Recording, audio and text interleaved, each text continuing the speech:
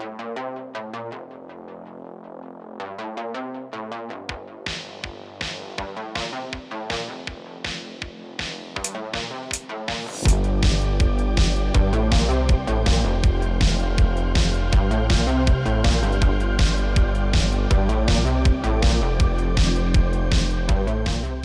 welcome to episode number 9 of Kelly's Roadhouse, the podcast where we recap every single Sweet Valley High book ever made. My name is Paula and I'm here with Rich. Hello. Every fortnight we recap a different book. This fortnight it's Racing Hearts, which at the end of the last book it said this was called Love on the Run. Yeah, I'm assuming Love on the Run was copyrighted. Yeah, it must have got changed at the last minute, we're guessing. Yeah, because these books came out monthly? Right? I guess. I think so, yeah. Or maybe fortnightly, so they couldn't have had much. It must have been pretty down to the wire when they decided to change the title. Yeah. Yeah. So, Racing Hearts. Can Roger melt Lila's icy heart? It asks us on the cover. Does he want to? Nobody can melt Lila's icy heart. No, I was going to say, I think that's impossible. And it's actually our first cover, which we have a picture of someone other than the Wakefield twins. Not a single twin on the cover. No. Just Lila and Roger. Yeah. Roger looks absolutely pathetic. Yeah, he does. Got a really wet blanket look on his face. That is also quite misleading, in my opinion, because I don't think Lila even lets him touch her at any point. Yeah, You know. He's standing behind her, holding her shoulders. Yeah, and she's just looking very confident and kind of staring off into space.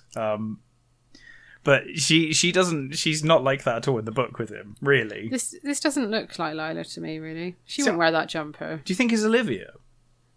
No, it's definitely Is Lila. it definitely Lila? Okay. But she just looks a bit mousy in that picture, I think.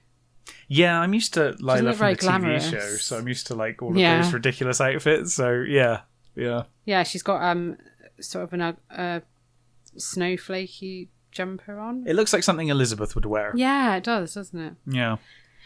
So blurb on the back. Roger Barrett has always had a hopeless crush on glamorous, wealthy Lila Fowler. Yes. The only attention Lila ever pays to him, though, is to make fun of him in front of her friends. But why shouldn't she, he thinks. After all, he's clumsy and shy, and he works secretly as a janitor after school. He's a cleaning boy. Janitor, not cleaning boy. Well, we'll get to that, won't we? When Roger wins the qualifying heat for a big race, he becomes a school celebrity overnight, and to his surprise, even Lila starts to chase after him. But Roger knows if he runs in the race finals, he'll lose his job. Will Lila still notice him when he's no longer a star? Will she indeed? No. No. Well, as always, the answer is usually no. Yeah. To these books. So we start with Alice in the kitchen making pancakes. The only meal of the day God. that they ever make is occasionally they will make breakfast. Yeah, if you listen regularly, you'll know that we think the Wakefield parents are lazy. Yeah, ships. they treat their kids like slaves. The kids are always doing the chores, all of the chores. They usually do the cooking. They usually clean up. The only thing that we ever see them do is Alice makes breakfast every now and again. Yeah. And Jessica is admiring herself in the mirror. Of course. Which is one of our bingo items. It is. Crossed that one off already? Indeed, yep. We've got that one right off the bat. I like that Liz comes in complaining that she's been looking for Jessica everywhere. Like, how big is this house? Like, she's in her room, right? Yeah. Oh, no, she's in the mother's room, right? She's in Alice's room, I think. Yeah. So she's admiring herself in the mirror. She's wearing her mum's chocolate brown suit. Which sounds disgusting. And she tells Liz it's a good colour for business.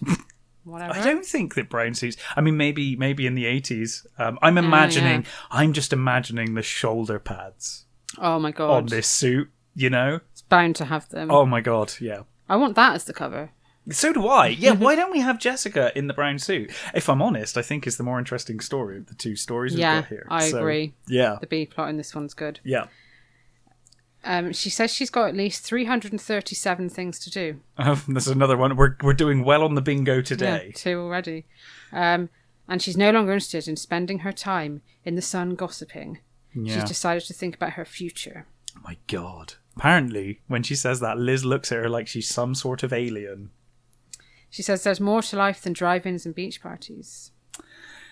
Yes, but of course, Liz thinks that Jess is definitely not the business type. She may be many things, but business is not one of them. So they go down to breakfast, and Alice and Ned are sat there reading the papers. So Alice and Ned are sat there reading the papers, and the pancake batter is just on the side.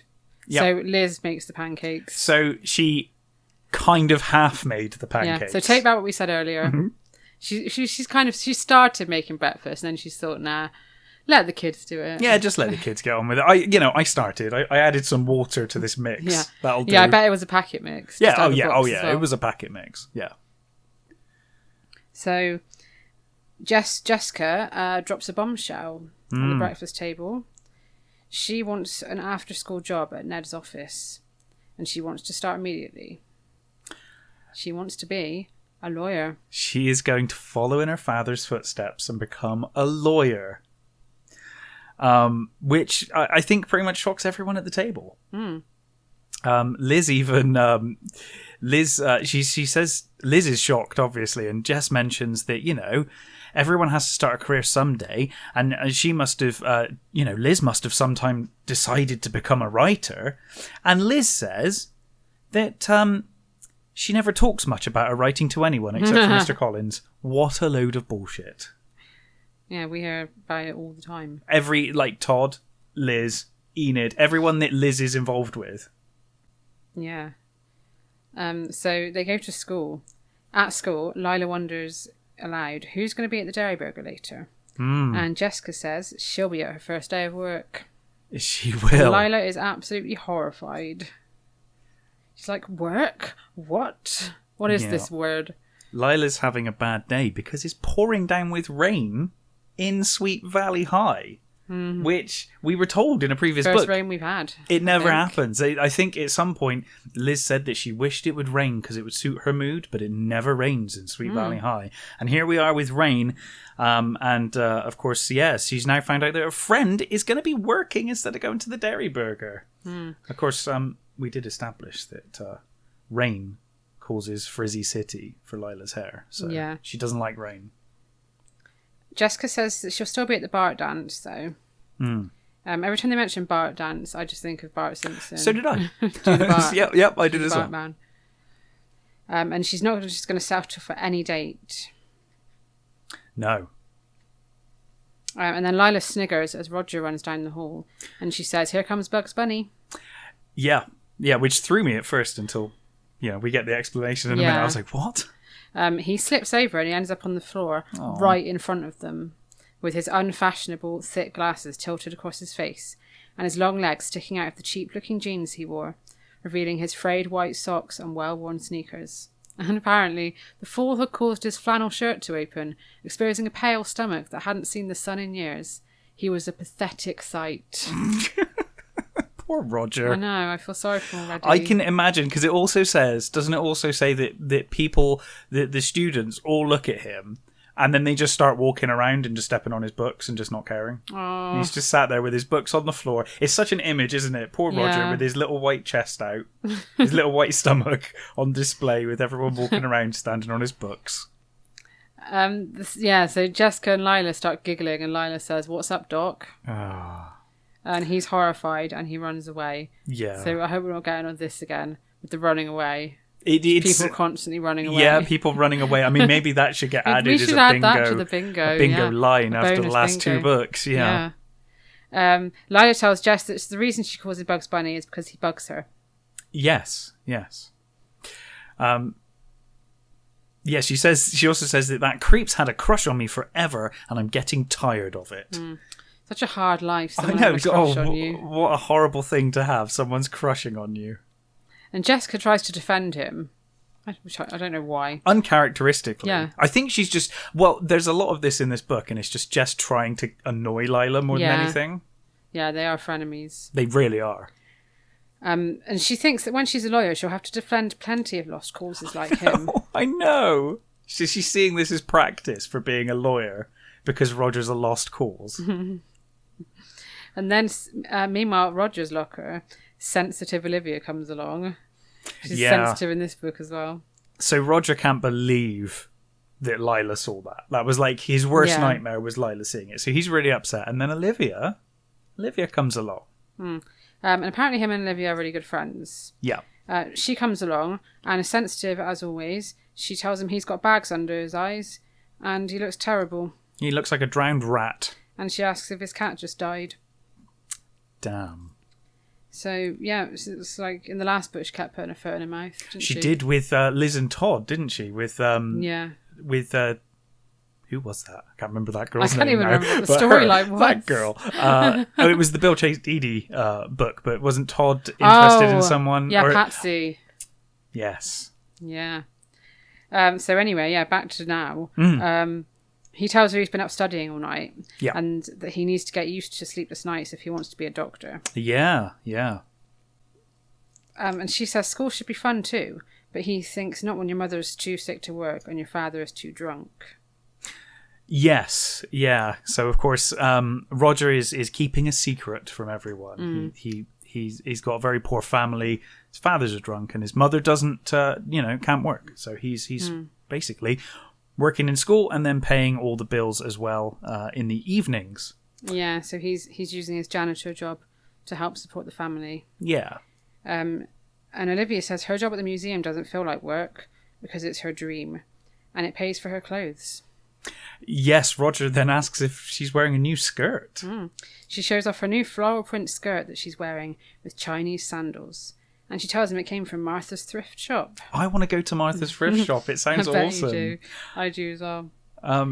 Roger apparently thinks that it suits her. He's not sure if he likes it, but it suits her offbeat style. Yeah, but he does ask when she's going to start shopping at the mall like everyone else. Yeah. It's a bit rude. Yeah, Roger, you can't even You and your afford old to shop at the clothes. mall. Yeah. You got one set of clothes, Roger. Yeah. You're not in a position to start criticising. So in the locker room, Bruce is absolutely drenched and he's really pissed off because Coach Schultz, I can't say that word, Schultz. No, do you know what? I literally, all of my notes, I just put the coach because I was like, I'm going to mispronounce that. Coach Schultz, let's just say it's that. Yep, we'll go with has that. made him run in the rain. Yes. John Pfeiffer says that he's glad the basketball team played indoors, but he understands why the coach made them do it. They need to be ready for the BART trials. So, just trying to. I don't even know how to explain. So the BART dance. There's the BART dance, Which is after the BART which is race. to celebrate the BART race. Yes. And the BART race. I've got an explanation written down here somewhere. I think we get to it a little We'll get to later, it don't later. we? But it's a memorial for Yeah. one of the students. Some dead guy. Some dead guy. Yeah. Yeah. And yeah, Bruce is running the BART race. Yeah. And he says he's going to prove he's the best athlete in school. And Todd says that if he wins, he'll be depriving someone of a college scholarship. Yeah, which Bruce can obviously afford and doesn't need. Because apparently if you win the race, you get a college scholarship. Yeah. And nobody from Sweet Valley has won in years. So Coach is going to make sure anyone who qualifies works their asses off. Absolutely. That's what it tells us. Mm-hmm. And then Bruce shares some gossip. Oh. Apparently, at the last board meeting, they turned down Coach's request for more money and he threatened to quit. Yeah. So Bruce thinks that the coach may leave regardless of the result. He may be gone. So across town, Jessica is at her father's office and she's reflecting on her decision to become a lawyer. She pictures herself as a Joyce Davenport from Hill Street Blues, glamorous and dedicated, but still making time for romance. She wonders what she'll be working on first, and then she remembers that Ned is handling a case against George Fowler. Yes. She decides she'll volunteer to help with that one so she can gloat to Lila. Yeah, she also changes her mind about being Joyce Davenport from Hill Street Blues when she thinks about defending really grisly criminals. I want to know who's suing George Fowler. What's he done?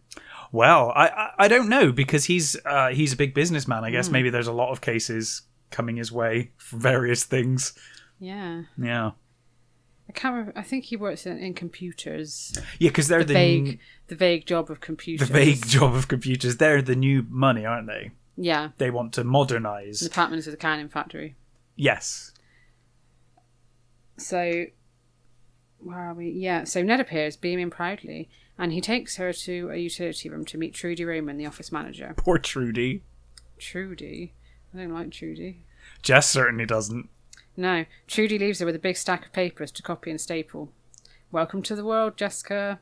And she's bored after 5 minutes. Yeah, literally takes her 5 minutes. She's like, I'm done with this. So she turns the radio on. Yeah. But Trudy comes in and tells her it's not a disco, it's an office. Yeah. And she wonders why her father hired this tyrant. Yeah, Jess calls her a battle axe. To be honest, leaves. like we've always had the radio on everywhere I've worked. I'm assuming that from the comment that she had it really loud. Yeah, like it's not like she had it on just quietly. It's obviously loud enough because I think Ned says it's not a disco to Trudy and tells Trudy that it's not a disco. So I'm guessing, like, you know, either that or they're just being like, oh, we'll make her see that work's horrible. I don't know. And then she's sent downstairs to the supply store and she starts to wonder how she can tell her father that she's quitting. After already. 5 minutes. Yeah, she had to staple some papers. I just can't do it. Can't deal with it. But she's startled to hear a voice asking if she's new here. And she looks up to see a 6-foot-tall guy with wavy golden hair and smiling brown eyes. He introduces himself as Dennis Creighton, who works for his dad's ad agency across from Ned's office. Yeah. And she tells him of her plans to become a lawyer, and he's impressed.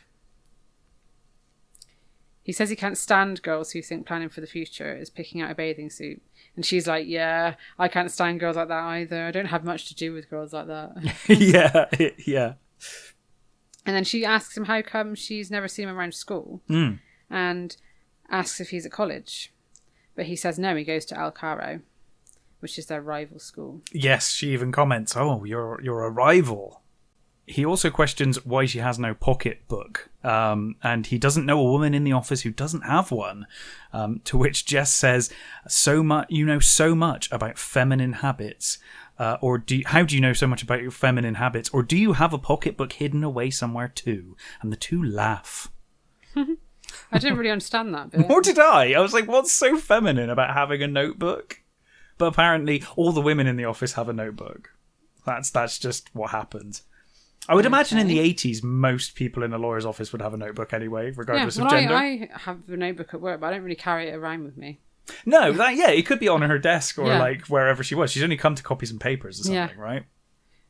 But yeah, who knows? Of course, he is then shocked because they introduce each other. He discovers that it's Jess Wakefield. She introduces herself as Jess, and he says, not the Jessica Wakefield. Oh my God. Ned's daughter. So obviously her reputation precedes her. And he says that he hopes to see her around soon. Yes. And it leaves her tingling with excitement at the prospect of being in the guy's arms. So she's already, now she might stay after all. Yeah. At the Bart trials, Lila, Cara and Jessica are there to watch. And Jessica's telling them what an exciting afternoon she had at work. But they stop when they see Bruce strutting out of the dressing room. And apparently his new running shorts were short enough to expose nearly the entire length of his long, muscular legs. Yeah. I can imagine, like, those really horrendously short 80s. Yeah. Shorts, you know, the like really tight short 80s shorts. Yeah.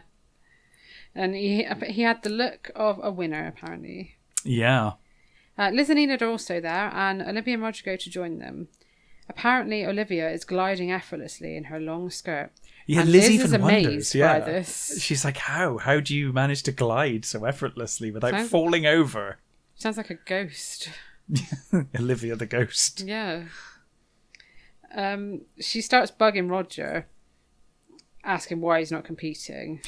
Yeah, and her sole reason for that is that she sees him running out of school every day, which leads Liz to think, wow, you must be an amazing runner. And he gets annoyed and thinks that she should realise that he wouldn't have the time to train around his job. Yeah, because Liz is the one person who knows, of course. In the last book, Liz saw Roger at his job.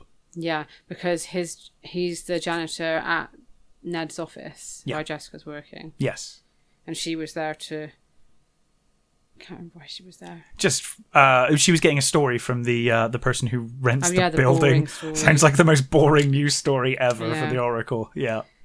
Roger says that the subject is closed. I won't be running. And Liz points out that the prize is a scholarship. Yeah. And Olivia thinks, it's obvious by Roger's wardrobe he could use one. Yeah. Like, look who's talking. I know. Miss Thrift Shop. Miss Thrift Shop, You yeah. know? Well, she's got an offbeat style, Paula. It's an offbeat style. Roger's got an offbeat style as well. Some kind of style. And then Lila overhears all this and she thinks it's amusing. So she calls Roger over and she tells him that Liz is right and he should be out competing. Yeah. I don't know why she's doing this. I think she's expecting him to fail. Yeah. She's doing it because she thinks he'll fall on his face or something and it'll be funny. But she says she bets he's the fastest guy in school. And of course, Roger, who is lusted after her, obsessed with Lila, says, yeah, you're right. And he's going to do it. So he heads down to see the coach. Yeah, he literally rushes straight over to the coach after she says that and says he wants to enter. Yeah. And apparently the coach is aware of his abilities and has been trying to get him onto the track for a while. So he agrees. And he says, take your place in lane 3. Yeah, apparently he's wearing army pants and a red t-shirt. Yeah. And of course, as soon as he takes his mark, Bruce is just like, what are you doing here? Yeah. Like, get a load of this guy. And back in the stands, Lila's laughing. Yeah. And she's saying, I can't wait to see him make a fool of himself. And Liz sticks up for him and she tells Lila she's cruel. But Jess says, you should be worrying about Todd instead of Roger. She turns around and she sees Todd out on the running track warming up. Yeah, Liz didn't know he was competing. Yeah, and he's never shown any interest in running before. No. It's a bit weird. I find this whole thing weird with Todd in the running. It's a bit pointless. Yeah. We'll get to why he's there in a minute. But yeah, at the starting line, Bruce is taunting Roger. And he says it's a race for runners, not water boys. Oh, dear. And he asks if he's ever heard of shorts. Well, you certainly have, Bruce. Given Yeah. your skin tight. Yeah. Skin tight red shorts. And yeah, Roger is running in normal clothes. I mean, he just turned odd. up. He wasn't even planning on racing until like 5 seconds ago. This race can't be very well organised as well. No, like, see, anyone just can go on down. Yeah, just go on down. Don't worry about it. Just turn up. It's fine. Yeah. And then Roger's trying to ignore him, but then good old Todd tells Bruce to cut it out. Yeah, he's going to kill that guy. The coach is meanwhile concerned because no one from Sweet Valley has won the Bart race since 1956. And Enid tells Liz that she's heard from Winston that the coach will lose his job if nobody places in the Bart this time. There's so much gossip about the coach. They're all obsessed with him. I know. Like, they're just obsessed with gossiping about him. About anyone. Like, all of these, every book, there seems to be some crazy gossip. And it's all come out of nowhere and someone's just made it up or just misheard something and it all gets completely out of control. And this is one of the worst ones because this just goes to like crazy places. But Liz, of course, being the amazing journalist that she is, says that she'll need to look into this and she's going to speak to John Pfeiffer. But then Enid says he's going to have to wait. The race is about to begin. So the whistle's blown and Bruce races straight to the front and Roger's last. Yeah. But around the 3/4 mark, he overtakes them all. I know. So he was like holding back. He was keeping deliberately saving his energy for the last sprint. Yeah. People start chanting for Roger. Even Cara, Lila, and Jess are impressed and chanting for him as well. Yeah. Jess says to Lila that, whoever wins is going to be really popular and it wouldn't be bad to be seen with them. Yeah. And then he does win by several seconds. Yeah. And the crowd goes absolutely wild. Everybody hugs him, and Lila hugs him and tells him how great he is. Yes. So it also says that Olivia was basically cheering louder than anyone else. Olivia's like losing her shit. She's really happy. But Liz, apparently was feeling conflicted over who to cheer for. Like, you could have cheered for both. Yeah. Like, she's like, oh no, I don't know whether to cheer for my boyfriend or my friend. Like, just cheer. Do you think, just cheer? She's not really a good friend with Roger anyway. No, I know. But, it's typical Liz. It's typical Liz. I wish she would hit her head and become interesting again.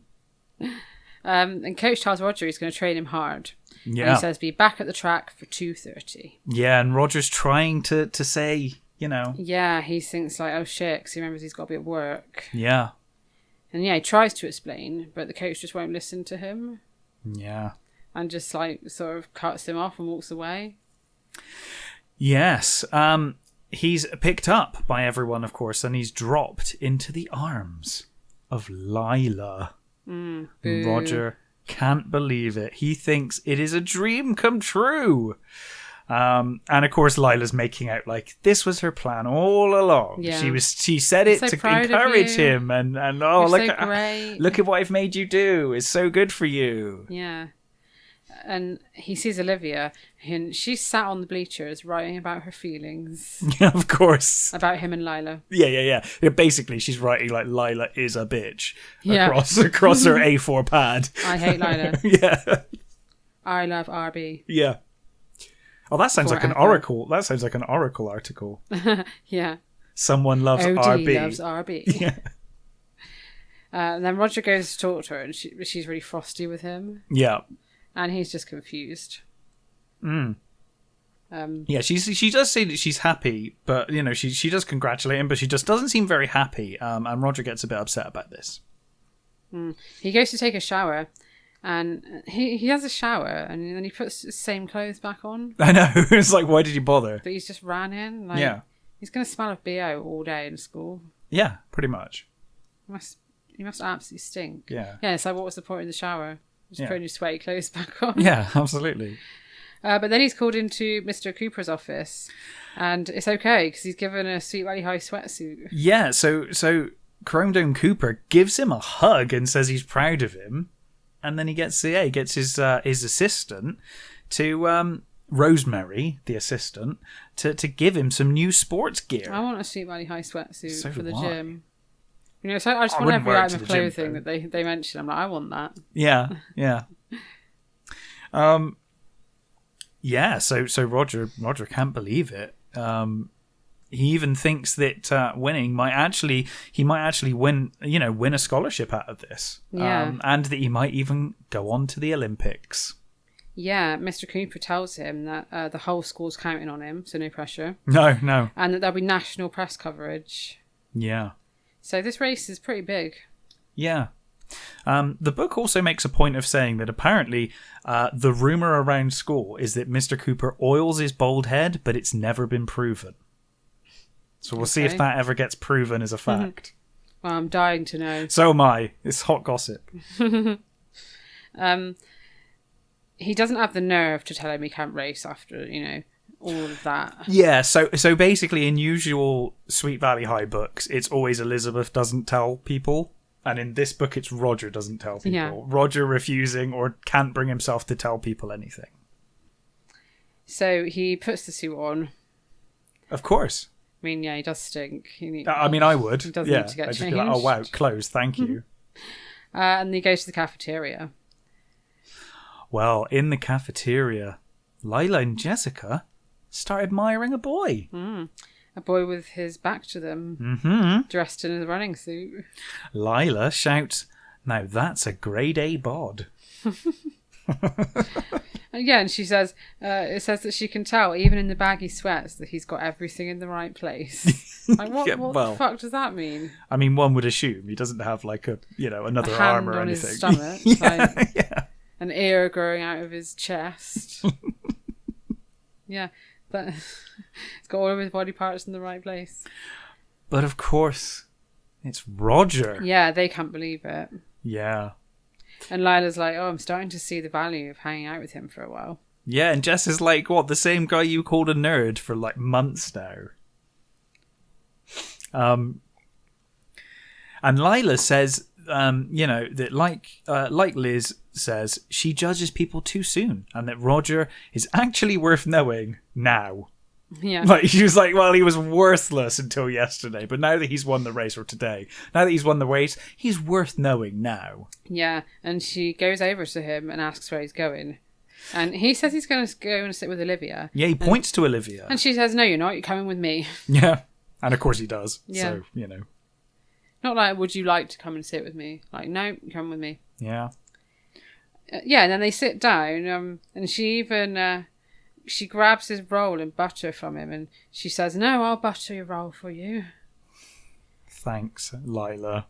And he's like, oh, I wouldn't have ran if it wasn't for you. Yeah, so basically he is just like falling right into her trap now. Yeah. He's like, oh, I owe you everything. John Pfeiffer comes over and tells him he wants to do a feature about him in the Oracle. Yes, but Roger says he can't. Of course, John assumes it's because of practice. But we know it's not. So yeah, and John then starts asking him some questions about his running practice, and Roger basically just lies. Yeah. He just lies his way through the whole interview that's going to be published to the school. Well, he does ask him about his why he's running, and Roger says it's because there's a history of heart disease in his family, so he wants to stay healthy. Yeah. And build up his cardiovascular system. Yeah. Because we learned that his mum was forced to retire from her job at one of the Patman factories. Yes, yeah. Because she had a heart condition. Yeah, so it's kind of a half-truth. So that's the truth. It certainly sounds better than Lila said I could run, so I did it. Yeah. And then John says, it sounds like Roger knows his biology. Yeah, Because sure. he said the word cardiovascular. And heart. Well done. Doctor in training. Yeah, and he knows running's good for you. Yeah. No shit. Running's good for your heart. Exercise? And Roger's like, yeah, I want to become a doctor. And then Lila's like, oh, yeah. You know, well, even more impressed now. Doctors make a lot of money. Yeah. Over at Liz and Ina's table, they're asking Todd why he ran. Yeah, and Todd basically just says, because Bruce really annoyed me. Yeah. And he also says he wanted to show his support for Coach Schultz. Oh, yeah. Who's going to be retiring after the race because he's got cancer. Terminal cancer. Yeah. Todd says that the coach's eyes really lit up when he saw Roger practically break the sound barrier. And they all agree that, you know, at least the coach might see someone win the race before he dies. But of course, Roger, across the way, suddenly remembers he's got something important to do. And he jumps up, says he has to go. But on the way out, he passes Olivia. And apparently she spent lunch break huddled over her pad. Writing bitchy notes. Yeah. Because strong emotions, such as hate and envy, always brought out her poetic instincts. She's like the poetry version of Liz. Yeah, Liz, she like, kind my of is, righteous isn't she? instinct. She's like my poetic instincts. Roger asks what's up, and she's like, oh, I'm just in a silly mood. But even the blues have their advantages, as some of my favourite poems are written from the depths of depression. She's an 80s version of an emo. Yeah. Basically. Roger then says, oh, you know, since you've done nothing but go on about your poetry and writing every time I've seen you in the last day, can I have a look at your pad? And of course it's just, you know, literally got, Lila is a bitch or something written across it. So she's like, oh, no, it's not finished yet. I can't let you see it yet. And then Lila interrupts them and asks Roger to walk her to Annette's class. Yes. And Olivia slips away quietly, just like Dee Dee in the last book. This is basically a repeat of the last book. Yeah, she looks sad and says that she's got to go to the Oracle. Yeah, so Olivia's Dee Dee, Roger is Bill. And Lila is Jessica. Yeah, basically. Pretty much. Although I do think he's not as bad as Bill Chase. No, he's not as bad as Bill. But he does have his moments. Yeah. Yeah, because he doesn't even notice Olivia leave. No, he's just completely obsessed with Lila. And that is Lila. what Bill kept doing. It is, yeah. Men are so annoying in this book. Yes, they are. I think in Sweet Valley High. Yeah. I just thought that all of them, apart from Todd. Although Todd's had his moments. Yeah. So. At the office, Jessica is carrying out her plan to snag Dennis. Yes, she sabotages the printer. Yeah. Because Dennis's office has a printer. Apparently she's turned the photocopier off, so it won't start. And she tells Trudy that it's not working. Yeah, she says, as if Trudy wouldn't check all the switches. I've tried everything. She even purposely says, she's like, oh, it's all switched on. I checked. And she's like, maybe I could go across the hall and use theirs. Yeah. Of course, Dennis works across the hall. Of course. And Trudy thinks that's great. She's like, oh, you're using your initiative. Well done. Go do that. So she heads over and she asks the older but very attractive redhead receptionist for Dennis. And she says, tell him that Jessica Wakefield is coming and he'll be here, I'm sure. Yeah, she acts like she's some kind of big shot VIP. Yeah.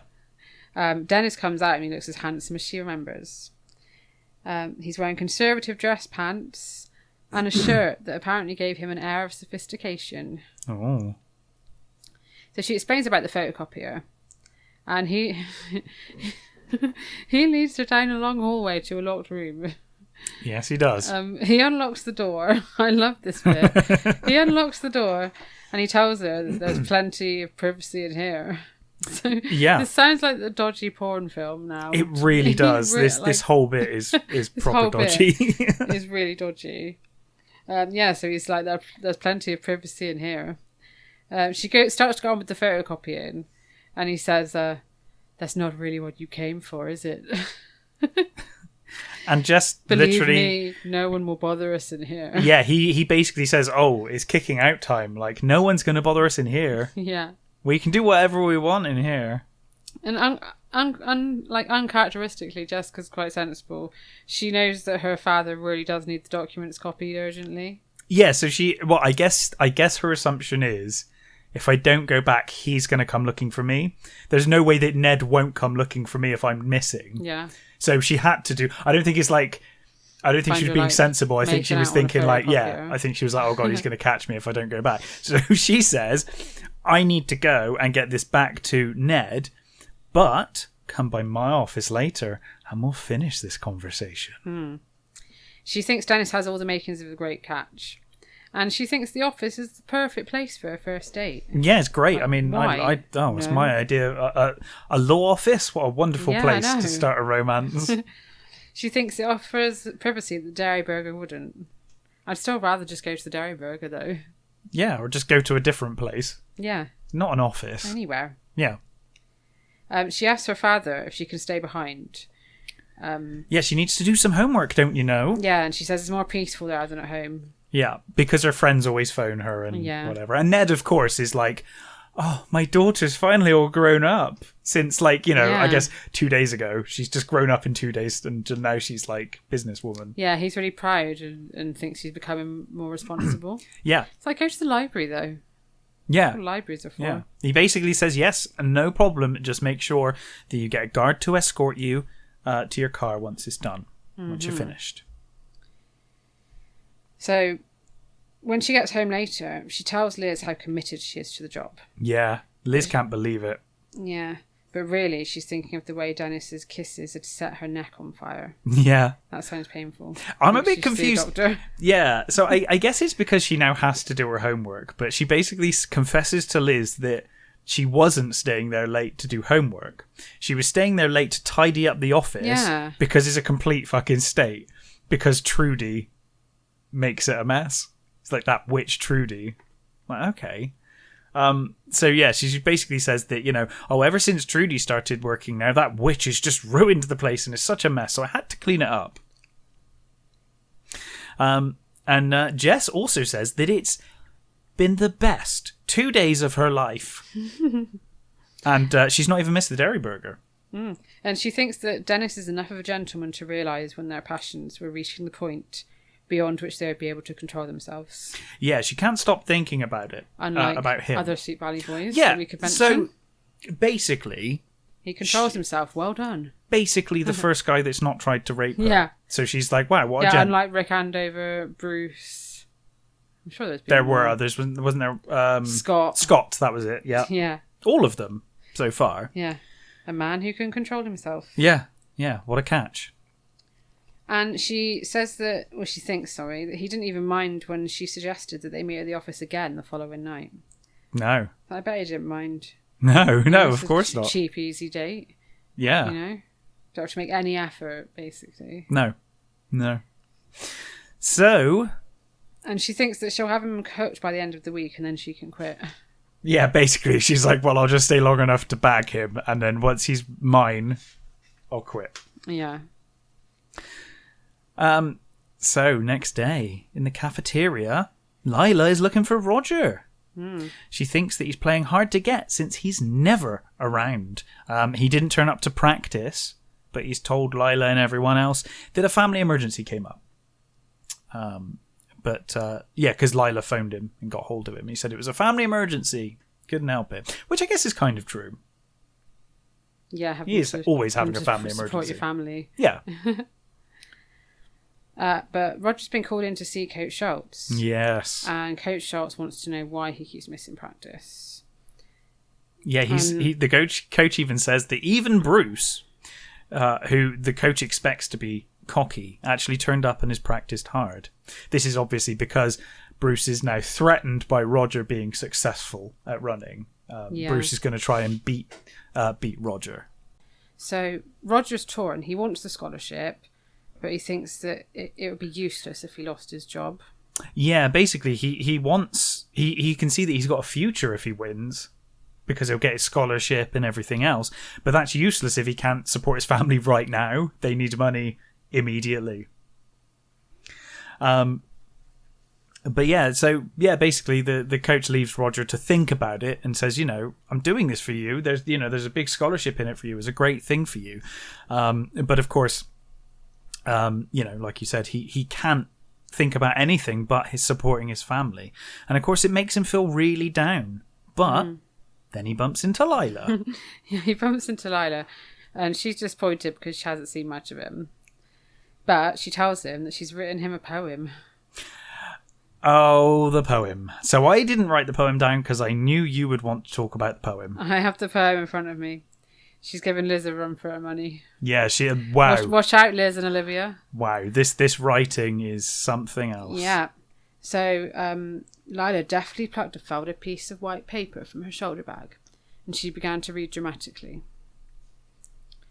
Roger Barrett, a boy so fine, his speedy running is so divine. In school, too, he is very smart. He'll walk away with the trophy at the bar. In everything he operates at the highest stratum. We at Sweet Valley are so proud to have him. That just does not work That doesn't make no at sense. all. And it doesn't even rhyme. No. It is like, if it was like some awkward words to make it rhyme, that would make sense. But it doesn't rhyme. It doesn't really make sense. It's just awful. Apparently, Lila submitted it to the Oracle, but Olivia rejected it. So those last two lines, in everything he operates at the highest stratum, we at Sweet Valley are so proud to have him. It's like, too many words? Too many words. Way too many words. Yeah, and it says she paused to let the words sink in. Yeah, so even Roger thinks that this poem is shit. But he basically diplomatically says, that was very thoughtful of you. Yeah, and she says, I know. And she's also asked Jessica to create a new chair for him. Yeah, just for Roger. And Roger's obviously, of course, like starting to probably become horrified because he realizes that none of this is going to happen. He's not even going to race. Yeah. So he's like, oh, you shouldn't have gone to that much trouble. And she invites him to her pool for a swim. And he has to turn her down because he's got work. Yeah, he said he'd love to, but, he she has to is go. absolutely outraged. Oh, she is fuming. She can't believe that Roger has turned her down. Yeah. So Liz is at her father's office. Being a nosy bitch. Yeah, she's decided to spy on Jessica. Yeah. As you do. I mean, basically, she is upset that her sister might actually be taking her career seriously. And she doesn't believe her story for why she's been staying late every night. So she's gone to spy on her. Yeah. And apparently she's wearing her hair back and a hood tied around her face. Yeah. She's gone all out with the disguise. Yeah, which no I think one will ever recognise her. No, and in a lawyer's office where everyone's going to be like suited and whatever, she's going to stand out like a sore thumb wearing that. She's going to like basically draw attention to herself. She spots Roger and his mop by the lift. Oh, poor Roger. And she doesn't want to embarrass him, so she takes the stairs. Yeah, she basically avoids him because she thinks he'll be embarrassed. Yeah.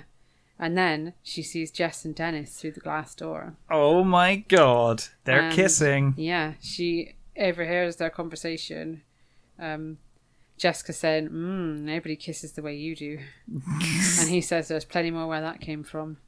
It's getting into dodgy film territory again. It's definitely getting into dodgy film territory. And Jessica asks him if he minds that they spend all of their time in the office. And he says, we've got plenty of time. We don't need to rush into things. And Jess does agree with that. I mean, they rush into things like going out in public like normal people. I know, it's not like What she's... a big step. Yeah, it's not like she's like, let's get married. It's like, Yeah. let's just have a date. Let's That's just not, go outside. Not outside in the office. this office. Yeah. And he can tell she isn't happy. So he says that they can go to Guido's as it's close. Yeah, they can go to Guido's right now. Wow, how big of you. Yeah. Going out in public with me. Oh my god.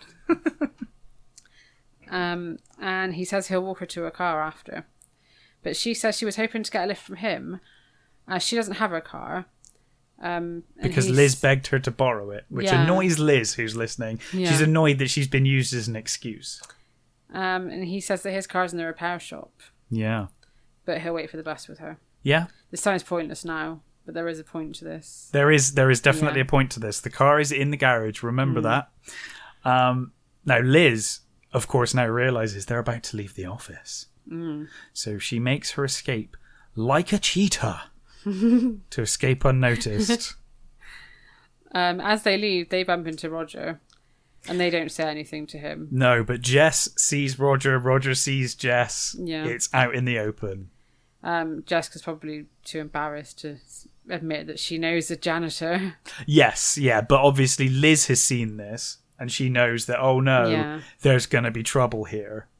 Yeah, she knows Jess will tell everyone. Yeah. Unless she does something fast. Yeah. But, so while that's going on, though, Liz basically legs out the building, runs around the corner, jumps in the Fiat Spider and drives off as fast as she can so that they don't catch her.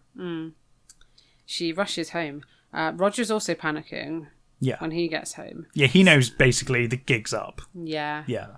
So he phones Olivia and tells her about his job. Yeah, he tells her everything at this point. Yeah, and he says he understands if she doesn't want to be friends with him. He basically says, like, I've not been studying all this time. I've been working because my family's poor and I'm a janitor.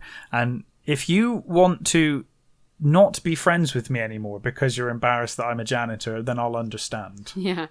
And obviously she's like, that's ridiculous. Yeah, I think she says that's the most ridiculous thing you've ever said. Yeah. And she tells him that anyone who thinks it's funny isn't a friend anyway. Yeah.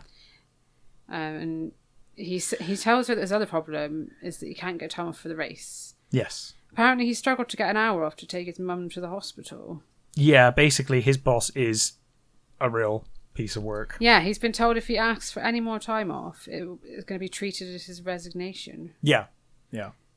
Like, Liz's scoop should be about Mr. Pendergast breaking employment laws. Yeah, not like, oh, you rent this building, Mr. Pendergast. What was it? The story was about, what was it? It was about him... It was about him employing teenagers for summer jobs. That's right, yes. Yeah. And Olivia tells him that she's going to help him. Yeah. And then they hang up. And she says, like, let me think about it. Yeah. Let me think of something, and I'll call you back. But Jessica gets home, and Liz tells her she knows all about Dennis, and she also wants to talk about Roger. Yeah. So she explains Roger's situation to Jess, and Jess says, "I can't wait to see Lila's face when she finds out he's a cleaning boy." But Liz says if she tells anyone, then she'll tell Ned about Dennis. Yeah, that's good. I was really glad about this. She actually did a good job here. Liz actually did do something good for once. Yeah. And she basically is like, yeah, if you say about Roger, I will tell people about you and Dennis. I'll tell Ned about you and Dennis, and he'll be so disappointed that the only reason you've been working there was because of a guy. I love that it says that for a moment Jess considers throwing a carton of milk over Liz. Oh, please do it. I wish she had. And then the phone rings and it's Lila. She tells Jess she's desperate for help with Roger. Yeah. Because she thinks he's playing hard to get. So Jess comes up with a plan, which is a stupid plan. It's just ridiculous. So she says they can throw a leaving party for the coach at the Fowler Mansion, and then Roger will have to attend. Yeah, because basically she's like, Lila, if you put on a party for the coach because he's fucking dying party, Yeah. then everyone has to be guilt-tripped into going, right? Yeah. Including Roger. Because at this point, doesn't Lila say, "Oh, I heard he's dying because his heart's given up." Yeah, something like that. And then like someone else is like, "Oh no, it's cancer," and then Poor Jess is like, "Oh no, coach. it's cancer." Everyone's just talking about him behind his back saying he's But dying. she says, so she says, like, you know, if you throw a going away party for the coach who's dying of cancer, then people will come. And then Lila's like, "Oh, I heard it was his heart," and Jess says, "It doesn't matter. Doesn't matter. All that matters is that he'll be gone."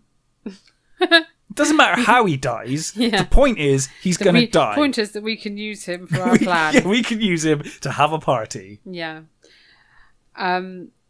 And also, the party's on the same night as the dance. Which Yes. is even more stupid. So I'm Because assuming it's like an after party Yeah. is the plan, right? No, it's a pre-party because she says, Jessica says that they can go to the dance from the party. Oh, I see. That sounds really pointless. Yeah. Because they could have So just then- done so- a celebration of the coach at the dance. Yeah. In this one day, there's going to be the race, a party, and then the dance. And then the dance. Yeah. But Jessica's done this because she wants Dennis to go to the dance with her. Yeah, so this is Jess's big plan. So To show up Lila, to bring Dennis, to do everything. Like, this is like, she's like, I can do everything I need to Yeah. do in one night.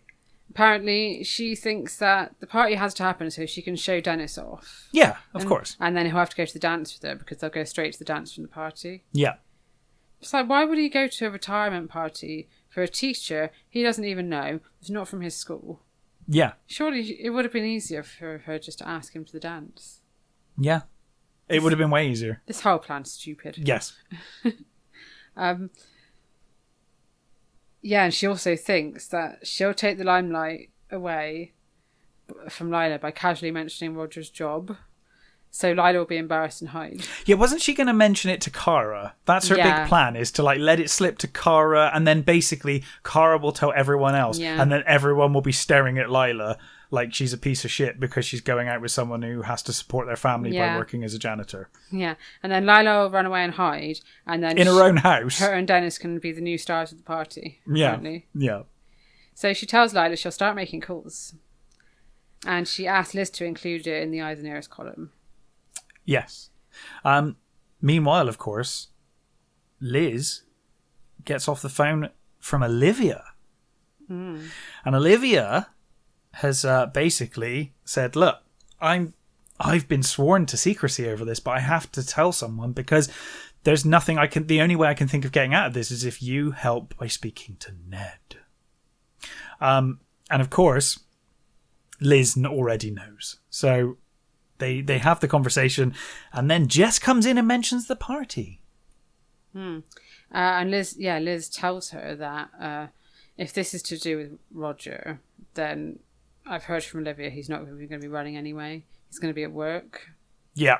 And of course, Jess is shocked, Yeah. horrified by this news, because her wonderful, wonderful plan has just fallen apart Yeah. immediately. At school, Liz tells Roger that she's spoken to Jess and that his secret is safe. Yeah. And she says, she's my sister. When she gives me her word, she means it. Apart Yeah, from all right. the times So apart from she's every not single done that. time. Yeah. Yeah. And Roger says, well, I'm not running anyway. And I never really wanted to. Yeah. Yeah. So she obviously doesn't believe him. And she tells him that she knows a way he can run and keep his job. Yeah. But he says the fantasy is over and he walks away. Yeah, he kind of flips out when Liz explains that Olivia told her. Roger kind of flips out because it's a betrayal of his trust, and he trusted Olivia and whatever. But he would at least ask what the plan is rather than just Yeah, walking away. he basically just flips out and walks off saying, like, I need to go and speak to the coach. I haven't got time. I've got to go speak to people. And he won't even hear a plan. Like, I would have been like, okay, what's your plan? Yeah, even out of curiosity, even if you didn't want to run anymore. Even if you'd I was at really least want annoyed, to know. I'd just be like, go on then, Yeah. what's your big plan? Yeah. Like, tell me. So Liz thinks maybe it's a good thing that she didn't tell him the plan. So the plan is that Ned is going to plead his case with Mr. Pendergast. Yeah. But Liz thinks, well, it might have given him false hope, so maybe it's a good thing. Mm-hmm. Roger bumps into Lila and asks her how she would feel if he didn't run in the race. Yeah, and she's like, you're mental. Yeah, and she says, I won't answer that. So he tells her all about his job and everything. And Lila... And she is disgusted. She literally exclaims, "You're a cleaning boy?" Yeah. Like he's a leper. Yeah. Like, it's like the most horrifying thing she's ever heard. And he corrects her. He says, actually, I prefer the term janitor. Yeah, and it says that he feels a moment of pride. Yeah. He says not everyone is born rich. And he gives her like a massive lecture and lays into her. And Lila doesn't give a shit. No. And he says, I'll see you around. You've answered my question. Yeah, so Roger has finally seen, like, the veil has been lifted and Roger can see Lila for exactly what she is and has been all along. And then he goes to the coach's office and he tells Coach he can't run as well. So he's finally, like, coming clean to everyone about everything. Telling everyone. And the coach says he checked the records. Roger is the fastest runner in the whole fucking world. Roger is like super fast. He's like I think he's like the fastest runner. If he ran as fast at the Bart race, then like basically he's the fastest runner ever. Yeah. Ever on the planet. But when he says he's not running, he is really angry at Roger and he says he won't accept any excuses. Yeah. And it says he looms over Roger, making him feel like an ant. Yeah. Yeah, Roger feels very intimidated. Yeah. But then Roger says it's because of my job, and Coach is relieved. He's like, oh, that... I've spoken to Mr. Pendergast. He called me this morning. Yeah. And he's not going to give you time off. He's going to make you work hours in the week, so you're still not getting a day off. He's still not that nice that he's going to give you a day off for it. Yeah, he says... I think he says you have to work an hour extra every night of the week to make up for it. Yeah, and then he can have Saturday off. Yeah. Because apparently...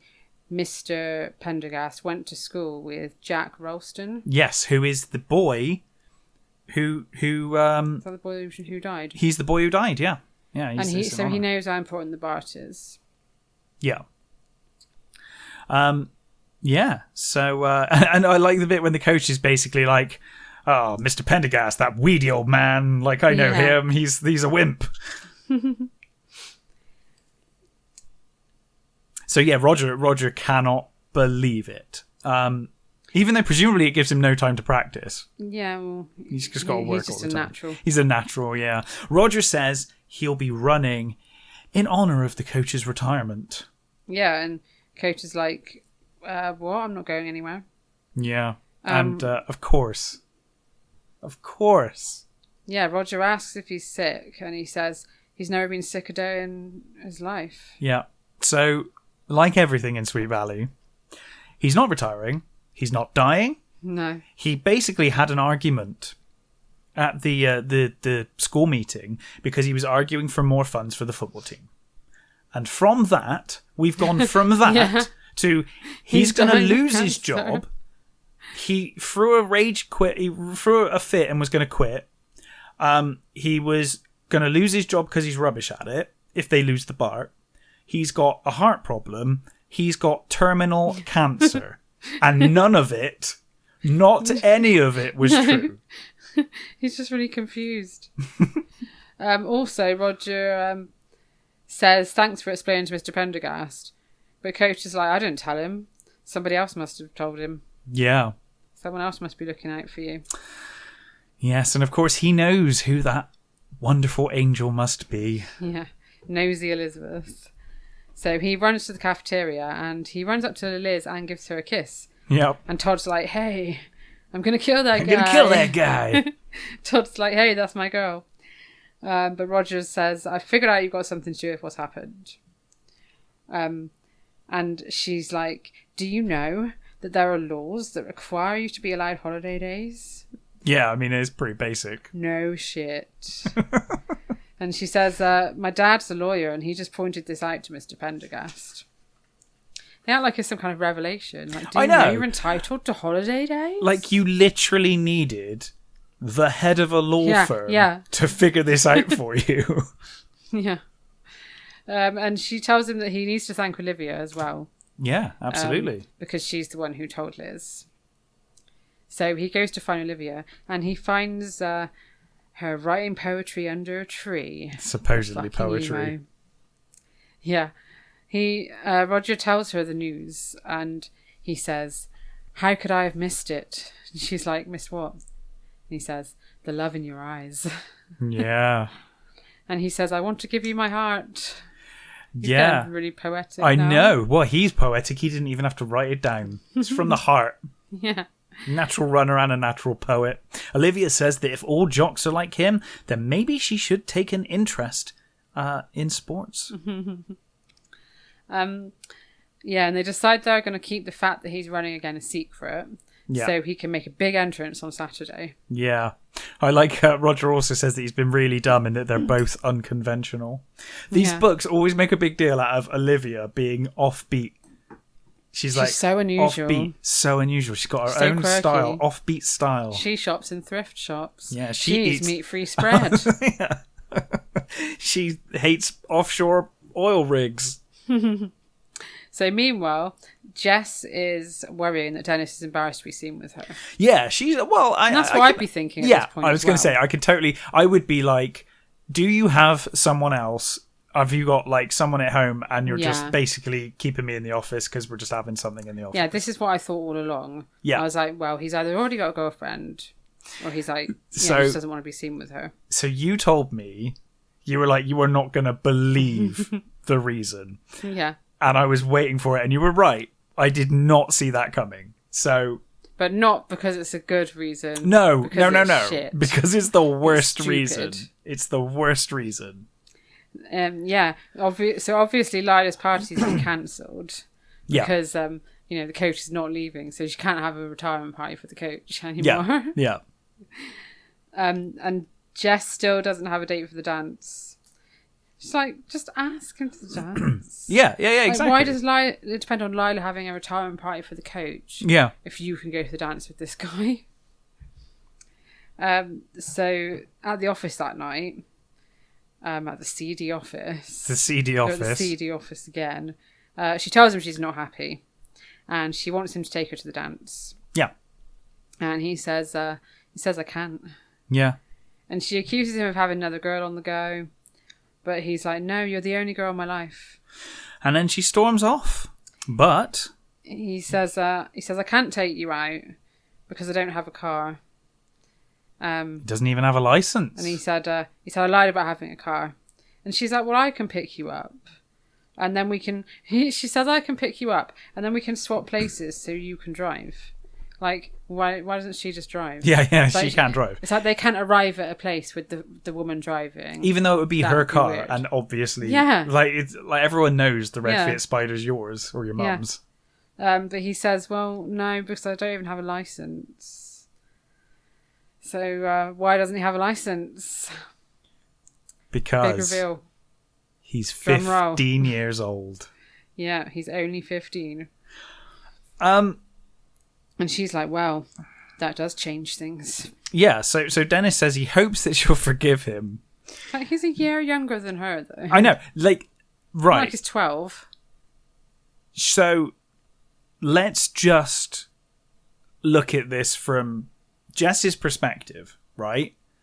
This is the first guy that's not tried to rape her or be inappropriate. She literally has been spending this entire book being like, He's this the best thing is ever. the best thing that's ever happened to me. He's a gentleman. He's lovely. He's done nothing wrong, but he's 1 year younger than me. That's it. And it might not even be a year. Like, depending on, Yeah, depending on when his birthday is, it might months. just be a couple of months difference, Yeah. right? But it's like, so you just can't wait a few months to a year for this guy to be old enough and then you can go everywhere with him? Like, he's literally the perfect man for you. But no, he's a year younger, so fuck off. Yeah, and she wonders what everyone would say if she showed up to the dance with a 15-year-old. Well, you don't have to tell anyone. You don't have to tell He anyone. wouldn't have a massive sign on his head saying, I'm 15. Exactly. Nobody would ask. Well, Jess never did. No. So why would anyone else? Like, yeah, this was like the stupidest part of the book for me. I was like, Liz, Jess, why are you doing this? Like, why are you throwing away for the sake of 1 year? Why are you throwing this away? But she tells him it's too late for true confessions. Yeah. And she storms out. Yeah. Poor Dennis. Yeah. Well, He was a bit sleazy, actually. we'll come back to Dennis in a bit. So at the day of the bar, everyone is shocked to see Roger. Yeah, because the rumor started with him not being able to race. I guess by now the rumor probably is that he's dying of like lung disease or something. And Lila says, oh, I think he just made this job up to psych out the other schools. Oh yeah, it was all a ruse. I'm still his biggest fan. Yeah. He's wonderful. And she says, I'm going to call my dad. I'm going to call my daddy and tell him that the party is back on. Yeah. But Liz tells her that the rumours about Coach weren't true. Yeah. So Coach isn't dying. And she says Roger won't show up anyway. Yeah. Yeah. And then, I don't know if you've written any notes on this. I just put, they have the race. Yeah, we get pages on pages. It goes on. Pages I couldn't believe, because describing the race. I was getting near the end and I was like, there's so many pages left. Yeah. What's going on? And then it was like, oh, there's literally like 5 pages of race. Yeah. Every bit of the race is described. Every step they take, it's like excruciating detailed. Yeah, yeah. I just put, Roger wins the race, which took me like 2 seconds, where the book spent about half an hour. I just put Bruce falls over, Roger wins, sets the new school record, everyone loses their minds. He cries tears of joy. Nobody acted like this at my school sports days ever. No. Like, nobody cared. No. Apart from the people that were in it. People might have cared more if they still thought the coach was dying. And Lila tells him that she never lost faith in him, and she kisses him. Yeah, and she's put a party on in his honour. It's not because of the coach. It was for you, Roger. Yeah, and then he tells her where to go. Yeah, he says he can't make it. He's busy. Yeah. Lila cannot fucking believe this. Yeah, and he goes to find Olivia. Yeah. And Jess can't believe that he's passed up Lila for Olivia. Yeah. So he finds Olivia, and he asks, how come you weren't down at the podium celebrating with me? And Olivia says she hates crowds and she decided to wait. Quote, my patience is unlimited. And of course, he confesses his love for her. Finally. Yeah. We almost get a connect the dots kiss here, but we don't quite. Do we? Yeah, so he kisses her on the forehead and he says, this is a friendship kiss. And then he says, and this is the kiss I want to give. And then he kisses her properly. And they both kiss. It says that she kisses him back to show that it wasn't just one-sided. That's always good. It's good to know. She reciprocated. She didn't just stand there. Yeah, she didn't just freeze like, what are you doing? And Jess and Lila, I forgot her name then. Jess and Lila are just still in disbelief. They can't believe it. They cannot believe it. But they're interrupted by Annie Whitman, new character. So Jess has been trying to avoid Annie. Did you get the bit? I don't know. So it says that Annie Whitman grabs Jess. And basically Jess is annoyed that she hadn't been totally successful in avoiding the sexy sophomore. No, I didn't write that down. Yeah, so this is sort of the start for the next book. Yeah. So Annie is excited about the cheerleading tryouts, but Jessica's frosty with her. And she tells her she can check the Oracle for the details. And Liz says Annie's been working hard practicing. And Jess says it's probably so she can use her cheerleading uniform to lure boys. Yeah. You mean like you do? Yeah. Exactly. And that she holds the school record for most dates, if date is the right word for what she does. I bet she doesn't go on more dates than Jessica.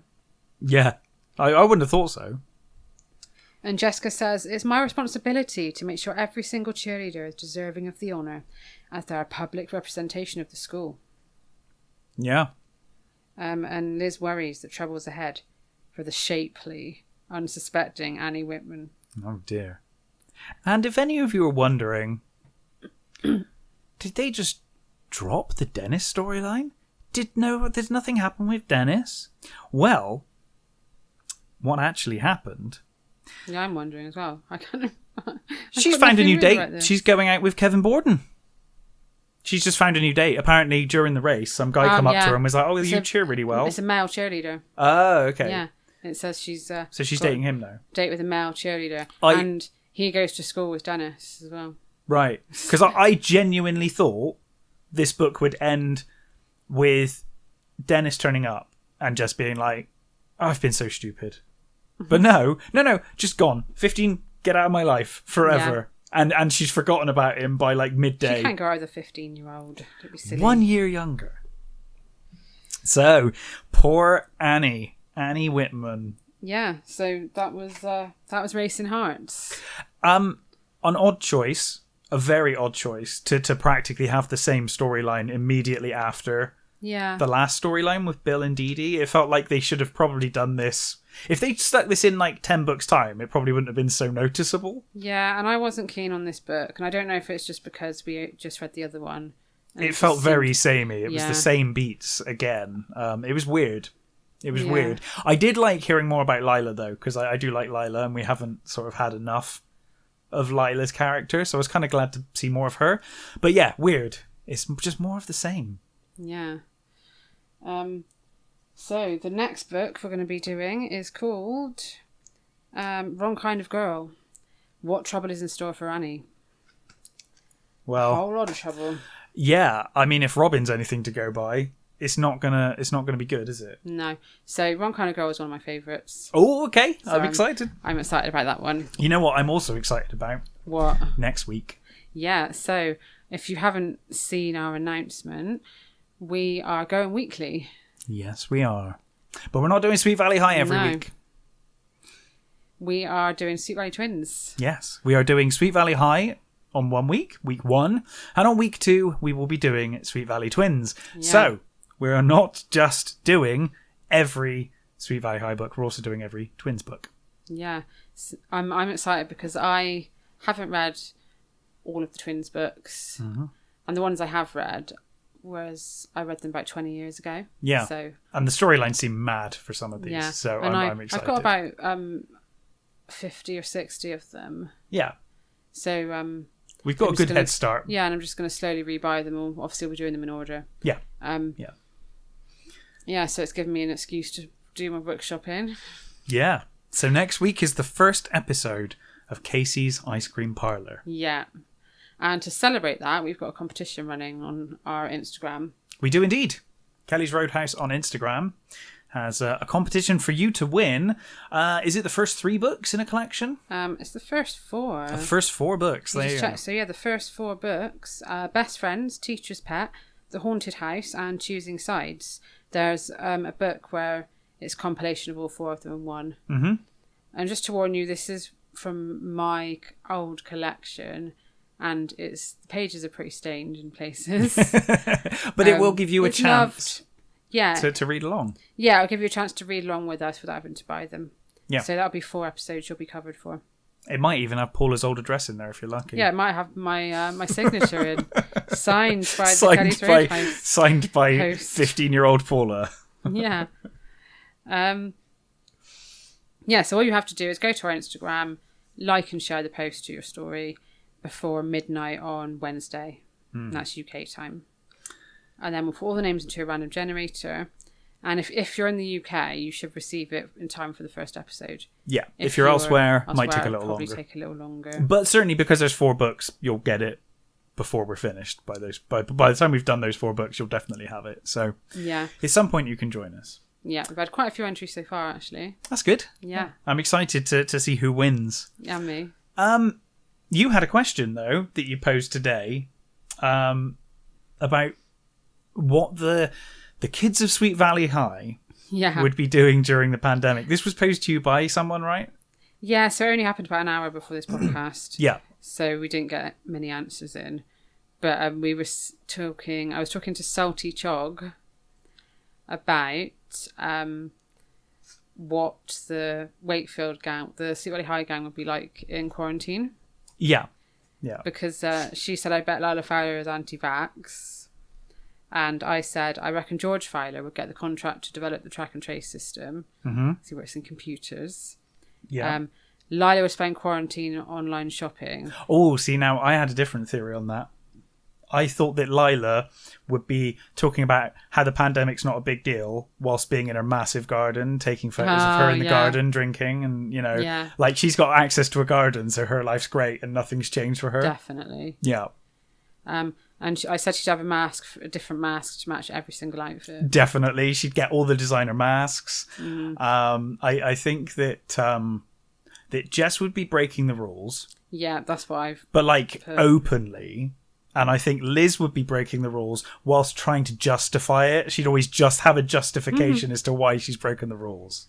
I've said that I think that Liz would spend quarantine reporting her neighbours for spending too much time outside. Oh, yeah. One of those curtain twitching people. She'd go way too far. Next door, I've had 3 guests today. Yeah. They've been out for more than an hour. They've been out all day. Where have they been? Using her investigative skills. I think Bruce would have, like, private parties going on. Yeah. Salty Chog says Bruce would be in his North Face jacket down Weatherspoon's beer garden.